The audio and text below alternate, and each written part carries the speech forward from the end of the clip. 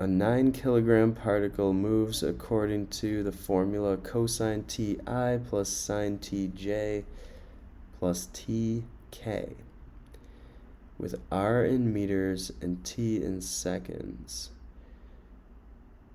We want to find the total acceleration, tangential acceleration, and centripetal acceleration of the particle as functions of time. All right. So first of all, what is this thing doing? It may be helpful to draw a three-dimensional coordinate system.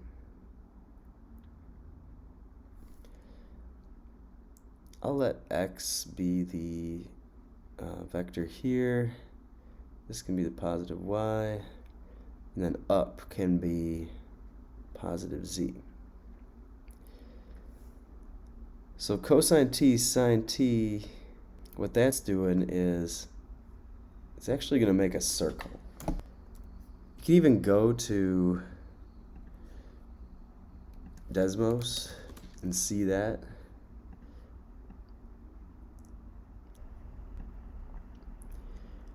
All right, so in Desmos, you would type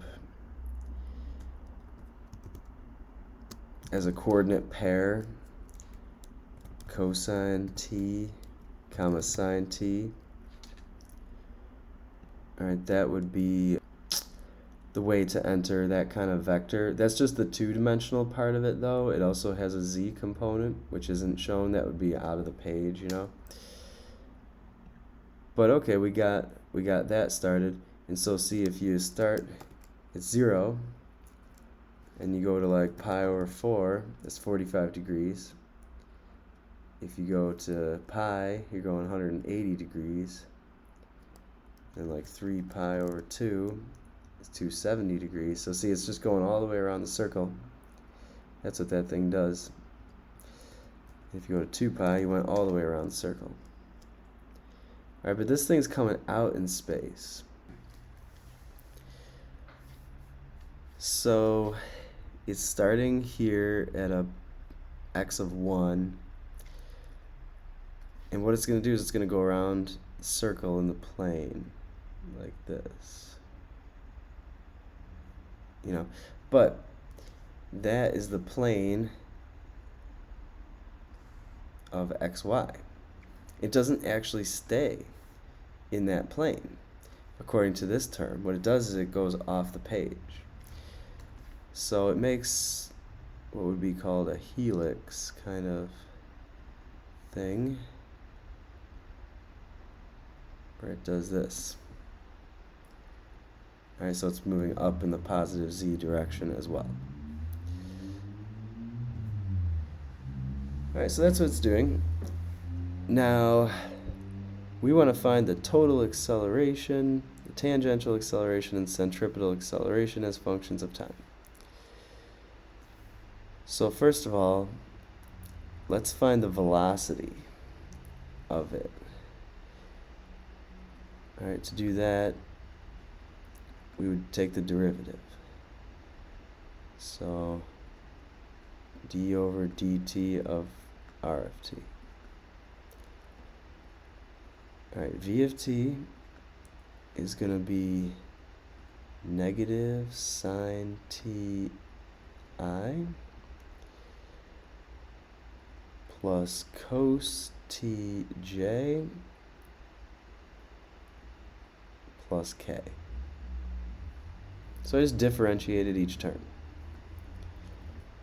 Now what would that look like if we plotted it, that velocity? It would go tangent to the path of the particle at all points. So it would look like this.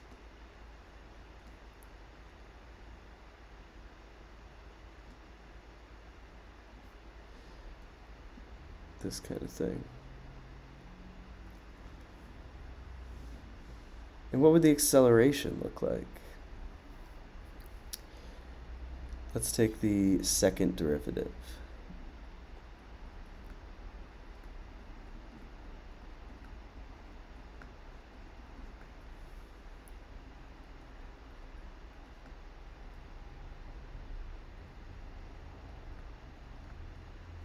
negative cosine t I minus sine t j, and then the derivative of k hat would simply be 0, so that wouldn't be there. There wouldn't be a k component. Now, what does that look like? Well, what it would be is it would be a new vector, which if we plugged in a 0, then negative cosine 0 would be negative 1. So just, to help me plot it, I could say, okay, what is the acceleration at time 0? That would be negative cosine 0 I minus sine 0 j.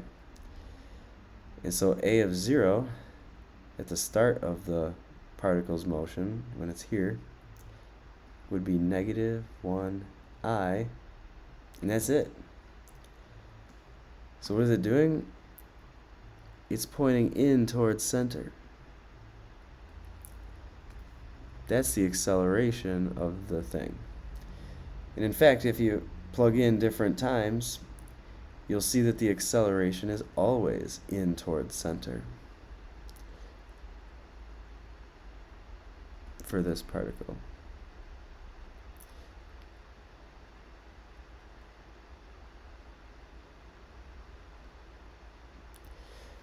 Alright, so what type of acceleration is that? It turns out that that is a centripetal acceleration, it's called. AC. So there is no tangential acceleration for this particle. It's all centripetal. It's all in towards center. Alright, so the particle is not speeding up nor slowing down, is the idea. It's just changing direction. So let's see, we want the total acceleration as a function of time. We did that. Just want to make sure we did it all. The tangential acceleration will be 0. Okay, because there's no acceleration like in the direction of motion. That's why the tangential acceleration is 0. And centripetal acceleration will just be the acceleration. So it'll be negative cosine ti minus sine tj. But now we want to find the vector net force acting on the particle as a function of time. So for that, we would say F net equals ma. So it's Newton's second law. We know an expression for a. So F net as a function of time then will be 9 kilograms times negative cos ti minus sine tj.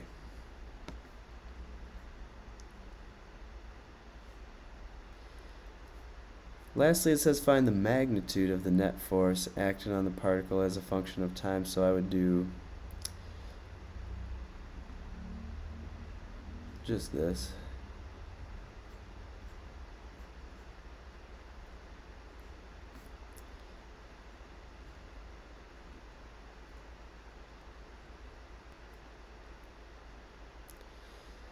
Alright, so we'll have 9 times negative cosine t as one of our components, and we have to square that.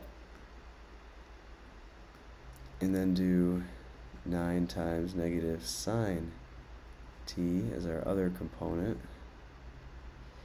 Square that. Alright, because the net force was, of course,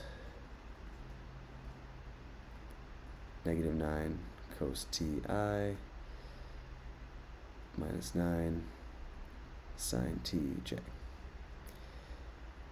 Alright, so if we do that, what we'll get is we'll get square root of 81 times times cosine squared t plus 81 sine squared t.